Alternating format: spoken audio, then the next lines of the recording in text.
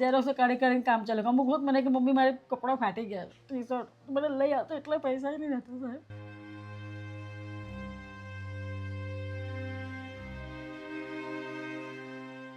અમુક વખત તેને 500 રૂપિયા ઝેરોક્સમાં જતા રહે. હું શું કરવાનું મારે, કારણ કે બુક 1000-1500 તો બુક આવે છે, તો બિચારી છોકરી ઝેરોક્સ પર મારું કામ ચાલે. આપણા છોકરા જોઈને જીવ બારે. સાચી વાત છે. આપણે કહીએ કે બેટા બધો સમય એક જેવું નથી રહેતો, આવી સમય જતો રહેશે. આપણે કોને કહેવા જવાનું? છોકરાઓને ચોપડા લાવવા હોય તો મારે જોવું પડે, કારણ કે એક ચોપડો તમે જો ને સાહેબ તો 70 રૂપિયાના આવે છે, 50 રૂપિયાનું હલકા મલકી ક્વોલિટીનું 50 રૂપિયાનું ચોપડો આવે. હવે તમે 4 લો તો 200 રૂપિયા ફટ દઈને ઉડી જાય.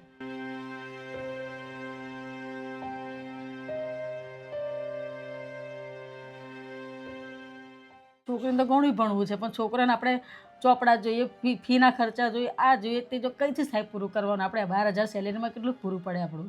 છોકરો હજુ મારો એટલો નથી મોટો, સાવ નાનો, બુદ્ધિ થોડી એનામાં ઓછી છે, જે મન બુદ્ધિનો છે, થોડી બુદ્ધિ ઓછી છે સાહેબ. એટલે મારે કઈ જાય પડું? છોકરી મારો એટલો હોશિયાર નથી. છોકરી હોશિયાર છે તો ભણાવું છું.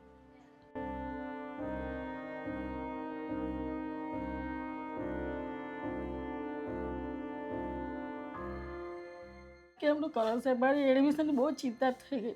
ડિગ્રીમાં એડમિશન લાખ રૂપિયા ફી છે. એટલે દીકરીને ભણવું છે પણ પૈસા નથી. કે ભલે મારું તો જીવન ખરાબ થઈ ગયું પણ મારા છોકરાઓને નહીં થવા દો. કુટુંબવાળા તો જોવાય નથી આવતા, કોઈ દિવસ ફોન કરીને પૂછતા નહીં કે છોકરા કેમ છે, મજામાં છે, કે આટલા બીમાર હોય છે. તોય છોકરું મારું ઓપરેશન થયું હમણાં ગાંઠ, તોય કોઈ 1 રૂપિયાની મદદ નહીં, કે કોઈ પૂછ્યું બી નથી કે છોકરીનું ઓપરેશન કેમનું કર્યું. મારા પિયરવાળાએ મદદ કરી, આપણે પણ સાસરીવાળા કોઈ જ નહીં. પિયરવાળા કેટલા પૈસાવાળા નથી મારા. સમજી શકો કેમ કે ધણી જતો રહે તેની સાથે કુટુંબ જતું રહે. કહેવત છે ને કે માં જાય તો પિયર જાય ને બાપ જાય તો કુટુંબ જાય. એટલે બાપ ગયેલો કુટુંબે જતો રહ્યું. તો પછી મારા ભાઈને શું થયું હતું બેન? પીવામાં એમની છે ને કિડની લીવર બધું ખરાબ થઈ ગયું છે. ઓહો. હા, એમાં એ ઓફ થઈ ગયા. નહીં બેન, હું સમજી શકું. એક માણસ એની આદતની લીધે આખા કુટુંબ પરિવારને અમારું ત્રણેયને વિચાર ના કર્યો. મારો તો નહીં પણ છોકરાનો બી વિચાર ના કર્યો છે. ખાવા પીવાની બી તકલીફ પડે જ ને સાહેબ. આપણે હવે ઘરમાં શું ના જોઈએ? આપણે કેટલું એડજસ્ટમેન્ટ કરી કેટલું એડજસ્ટ કરીએ. એડજસ્ટ બી કરવા માણસ. હવે શાકભાજી બી કેટલું મોંઘું છે, કરિયાણું કેટલું મોંઘું છે. આપણે તમે 250 બી લાવો તો તમને થઈ બી રહેવું જોઈએ ને. સાચી વાત છે. નહીં બેન, રડવામાં અમારથી જે મદદ થાય ને એટલી મદદ કરવાની કોશિશ કરે ને.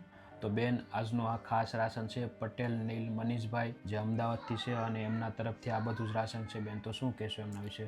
ભગવાન એમનું બહુ સારું કરે અને આવી મદદ કરે છે. એમનો ખૂબ ખૂબ આભાર. કારણ કે કોઈ જોવા તૈયાર નથી. એમાં આ વ્યક્તિ છે જે અમને જોવા તૈયાર છે ને અમારે આટલી મદદ કરવા તૈયાર છે.